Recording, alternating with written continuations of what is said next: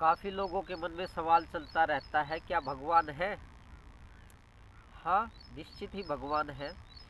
आपके मन में जो शंका चली रहती है, संदेह रहता है कि इस कुदरत में क्या भगवान नाम की या भगवत्ता नाम की कोई वस्तु या कोई परमात्मा नाम का कोई पदार्थ है, अलग अलग सवाल चलते हैं। मोटा सवाल यही है, तो निश्चय ही परमात्मा है।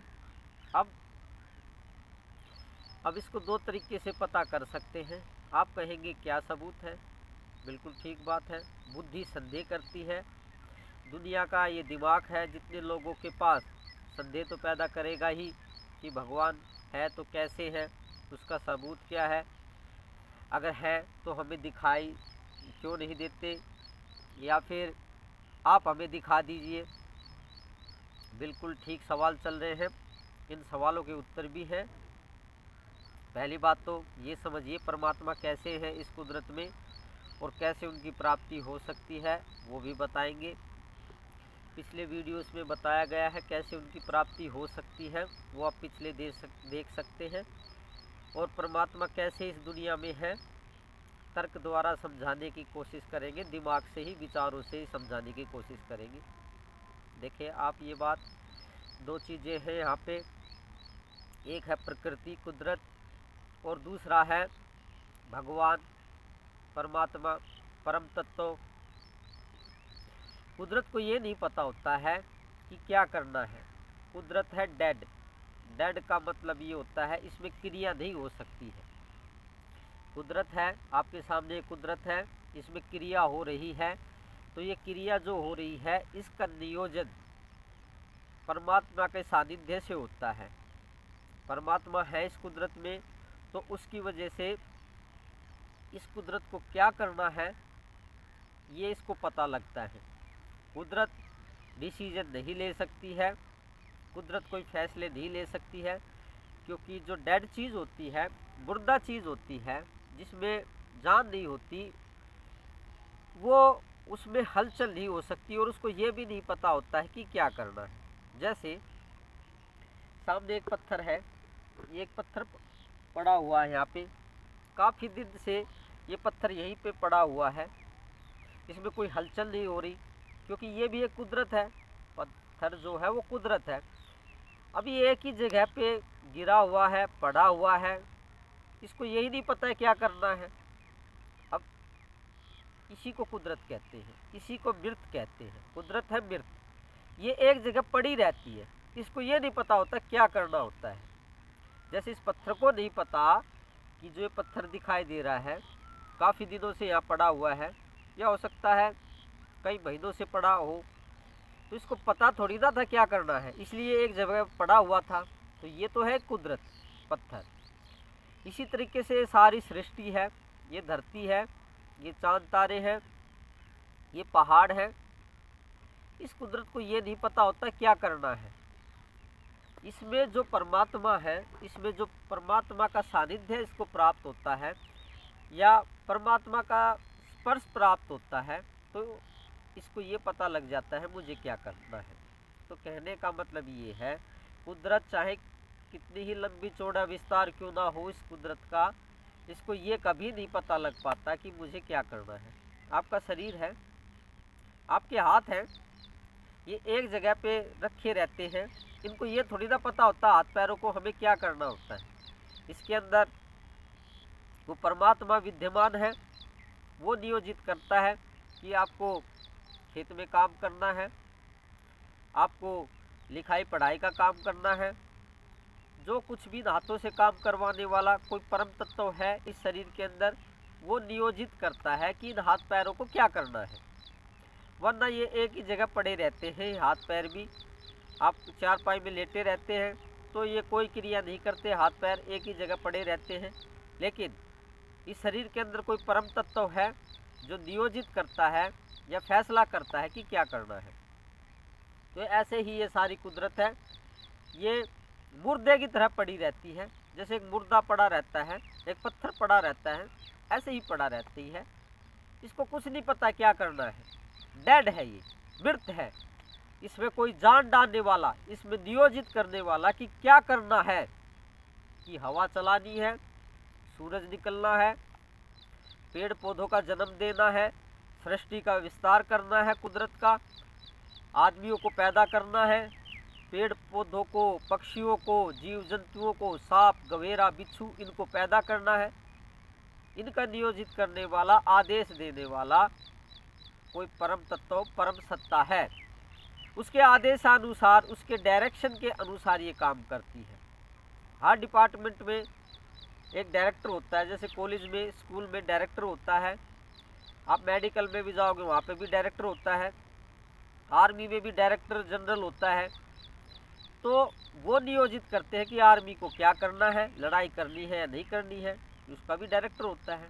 कॉलेज में भी डायरेक्टर होता है कि भाई स्कूल कल लगेगा, या पढ़ाई करवानी है या नहीं करवानी, या छुट्टी करनी है, क्या करना है, डायरेक्टर निर्देशित करता है। इसी तरीके से ये कुदरत डेड है, इसको कुछ नहीं पता, एक मृत के समान, एक पत्थर के समान ये पड़ी रहती है। इसमें कोई चीज़ समाई हुई है इस कुदरत में, जो इसको डायरेक्शन देती है, इसको काम करने के लिए प्रेरित करती है, और ये काम करती है, ये दुनिया का सृजन करती है और जीवों का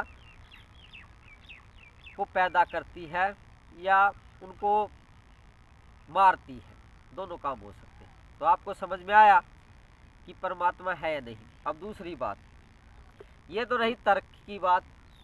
नंबर 2 कि ये मशीनों की पकड़ में आते नहीं है, क्योंकि परमात्मा ज़्यादा बारीक है, इसलिए आपकी जो लोहे तांबे से के तारों से बनी हुई मशीनें हैं, एल्यूमिनियम से, कॉपर से, और भी काफ़ी धातु है, सोने से, तो उनसे जो मशीनें आप बनाओगे वो इतनी बारीक तत्वों की पकड़ नहीं कर सकती है। नंबर 2 बात, मशीनों की पकड़ में परमात्मा क्यों नहीं आते हैं। अब चिमटे से हवा को पकड़ोगे तो इतनी बारीक चीज़ जो हवा है वो चिमटे से पकड़ में आ जाएगी, नहीं आ सकती, क्योंकि ज़्यादा बारीक चीज़ हो जाती है तो मशीनों से पकड़ से बाहर हो जाती है, क्योंकि मशीनें बनी होती हैं मोटे पदार्थों से, मोटी चीज़ों से, एलिमेंट से, तो वो ज़्यादा बारीक चीज़ों को नहीं पकड़ सकती है। बता दिया ना, एक चिमटा हवा को नहीं पकड़ सकता है, क्योंकि चिमटा लोहे से बना होता है, तो लोहे से बनी हुई चीज़ें मोटी होती हैं, वो बारीक चीज़ की पकड़ नहीं करेगी। तो परमात्मा मशीनों की पकड़ में नहीं आती। नंबर 3 बात, परमात्मा की इच्छा भी नहीं है कि मैं मशीनों की पकड़ में ना आऊँ। तो वो परम सत्ता है, जो इसकी इच्छा हो गई तो कोई मशीनें उसको पकड़ भी नहीं सकती है, क्योंकि उसकी शक्ति अपार है, वो जो चाहते हैं वो हो जाता है, तो मशीनें उसकी पकड़ नहीं कर पाती। और आप इतना दिमाग लगा रहे हैं, नंबर 4 कि दिमाग से परमात्मा कभी मिलेंगे नहीं, क्योंकि दिमाग है मोटा, मोटी बुद्धि है हमारी, मोटी बुद्धि बारीक चीज़ों की पकड़ नहीं कर सकती। जैसे अभी बताया, चिमटा हवा की पकड़ नहीं करता है, तो ये मोटी बुद्धि है, ये परमात्मा की पकड़ नहीं करेगी, ज़्यादा बारीक है परमात्मा। नंबर 5, परमात्मा को ढूंढना है तो गुरु से प्रेम भाव रखें, सादगी का जीवन अपनाएं, और गुरु के सामने छोटे बन के रहे, बड़े ना बने, उनको अहंकार ना दिखाएं कि मैं कर्नल हूँ, मैं लेक्चरर हूँ, मैं बहुत बड़ा प्रिंसिपल हूँ, मैं किसी डिपार्टमेंट में आईएएस ऑफिसर हूँ या पुलिस ऑफिसर हूँ। जो भी है, अहंकार से आप कैसे सेवा कर पाओगे गुरु की, और कैसे उस भगवत्ता को प्राप्त कर पाओगे। तो गुरु के सामने तो छोटा ही बन के रहना चाहिए। ज़्यादा पैसे वाले हैं तो आप पैसे का भी अहंकार ना दिखाएं, तो ही कुछ अहंकार रहित होकर उसकी प्राप्ति हो सकती है। बाकी इतना सब आप प्रयत्न कर रहे हैं, अपने दिमाग से पाने की कोशिश कर रहे हैं, तो अपने दिमाग से नहीं पा सकोगे। गुरु से प्रेम रखो, उनका सानिध्य प्राप्त करो, और उनके सामने छोटे बन के रहो, बड़े बन के ना रहो। बड़े बन के रहोगे तो अब तक भी बड़े बन के रहे हो, बड़े बन के रहे हो तो परमात्मा की प्राप्ति आपको नहीं हो पाई है, क्योंकि आप बड़े बन के रहे हो। अब छोटा बनना सीखो तो हो जाएगी। तो मैंने ये 5 पॉइंट बताए, जिससे कि परमात्मा की प्राप्ति इस वैज्ञानिकों को, आपको या और इन समाज को नहीं हो पाती है, क्योंकि वो नियम को फॉलो नहीं करते हैं। हर चीज़ का कुछ तरीका होता है, उस तरीके को फॉलो करने से ही उस चीज़ की प्राप्ति हो पाती है। ठीक है, गलत तरीके से प्राप्त करने की कोशिश करोगे अहंकार से बड़े होके, तो वो नहीं हो पाएगी। तो ये 5 तरीके हैं, इनको आप फॉलो करो। मशीनों वगैरह से, किताबों में, शास्त्रों में यहाँ ढूंढने की परमात्मा को कोशिश ना करो गलत तरीके से। गुरु के पास ढूंढो, निश्चित ही मिल जाएंगे। गुरु भी वो जो ब्रह्म ज्ञान, आत्मज्ञान और जो परम गति को प्राप्त हो चुके हैं, वही गुरु होते हैं। बाकी औरों के साथ में समय बर्बाद मत करो। ये लाल कपड़े पहनने वाले होते हैं, जरूरी नहीं ये गुरु है। गुरु तो कोई कोई होता है, अगर उससे प्रेम भाव है तो वो गुरु से आपको मिला देंगे। वो परमात्मा परम सत्ता है, सर्वव्यापी सत्ता है। आप उनके सामने घमंड ना दिखाएं, गुरु और परमात्मा के सामने निश्चित ही दर्शन देंगे। तो पैसे के घमंड से और अपने जो भी आपके पास कुछ है उसके घमंड से आप दूर हो जाएं तो ही प्राप्ति हो पाएगी। यही रोड़ा है, यही बाधा है, आपका दिमाग ही हर तरीके से बाधा पैदा कर रहा है। तो धन्यवाद, काफ़ी हो गया। फिर बात करेंगे किसी अच्छे और किसी भगवत प्राप्ति के विषय पे, जिससे कि आप सबको भगवत प्राप्ति हो सके। धन्यवाद आज के लिए।